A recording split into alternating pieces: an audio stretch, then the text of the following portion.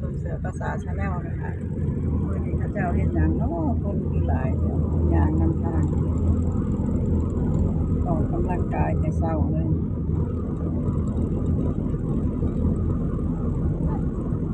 รถขนาด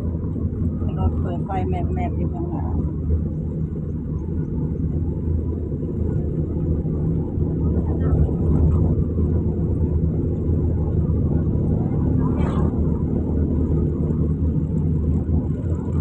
จากผู้เรียนครับจากผู้เรียนไปจักไปทางใดมาทางใดยังวะ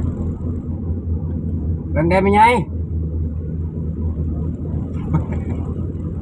คันที่เงินเราผู้สาวเราอย่าหายหัวแล้วเงินไม่ไงรวดเราบ่หายแล้วเราไม่ใหญ่เราสิหายหัว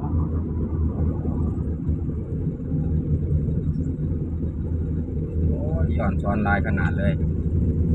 พี่น้องเอ้ยสองฝากทางเลยแลนไปทางแลนไปกับมีแลนกลับกับมีเอาสวนสนามกันอยู่นี่แหละอยากไปทางใดบ้างแสดงว่าซุ่มในแลนน้ำหลังหมูนี่ ผู้ใดไปก่อนก็กลับแหละอันนี้ซุ่มนี่แลนไปก่อนนี่แลนกลับแล้วบ่ทันได้ฮอดวังปูเด้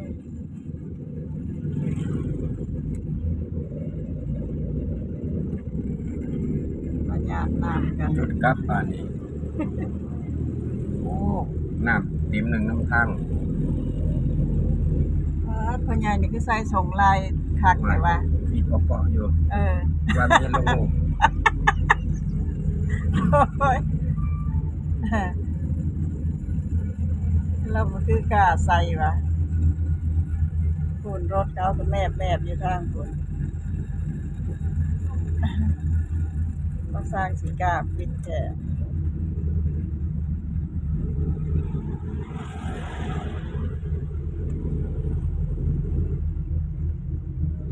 วิก้ามดาบ้านนี้ทำอะไรกันพระเจ้าพากันมาถ่ายรูปหน้าองค์ปู่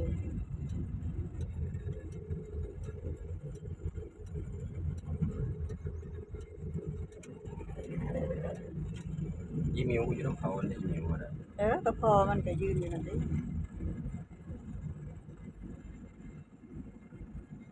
โอ้เพิ่นเตรียมพิธีแล้วตัวมาลงไปจอดพุ่นบ่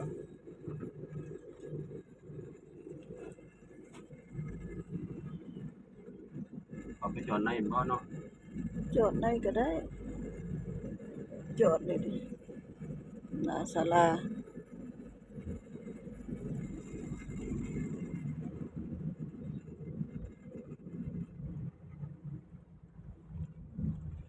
กำลังเตรียม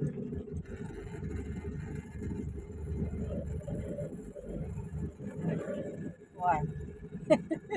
เสียโอ้นะเสียโอ้สร้างขี้มูกแต่เศร้าแท้มึง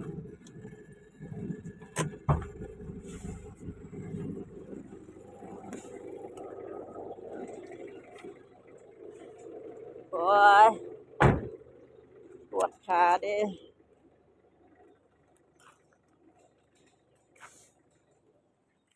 ที่ชาร์จโทรศัพท์แถวนี้ก็บ่มีไฟ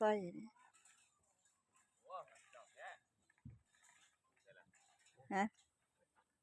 คำสั่งลูกพี่เนาะลูกพี่มึงบอกมาแต่เศร้าว่าสันมาแล้วบอกผู้สั่งน่ะ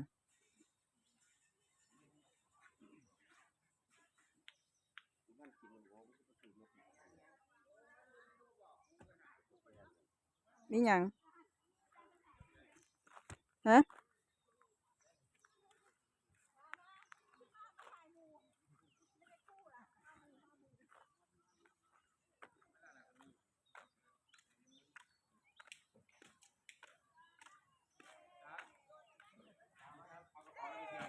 ฮะ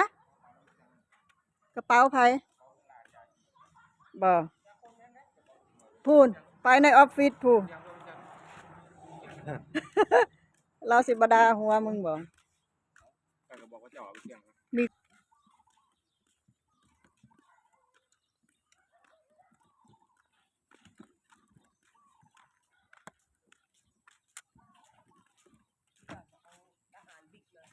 ฮะ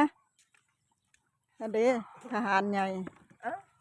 วันนี้ทหารเอ็นทำไมไม่ตื่นสิเอามีกี่ผืนนะพี่จะได้ช่วยเช็ค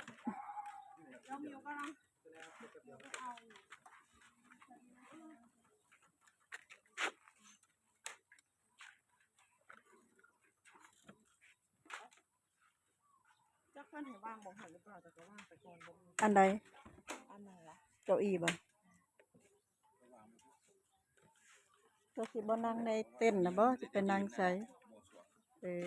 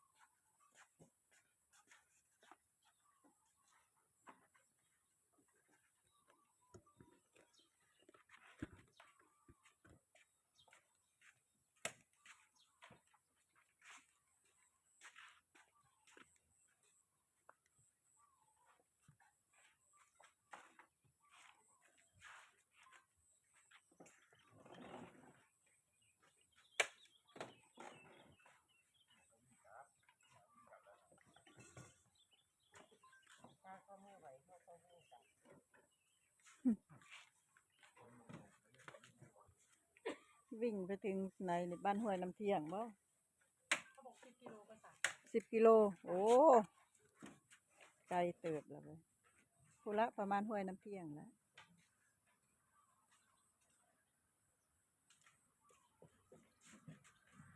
โอ้วิ่งได้กี่กิโลนี่อสมนี่โอ้ยไม่ครึ่งเลยโอ้ย ก็ดักรอเขาอยู่นี่ อสมยังวะปาโท จะได้รอถ่าย ได้2 กิโลว่าซัน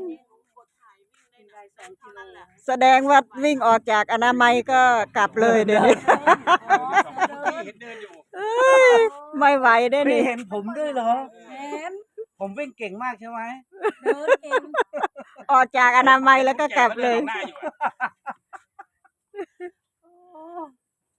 ไม่ได้ใส่ร้ายนะไม่ได้ใส่ร้ายนะ ไม่เราก็รอเขาอยู่ดี มีหลักฐานตอนวิ่งอยู่ เดิน วิ่งอยู่ประมาณ1 กิโลที่เหลือเดิน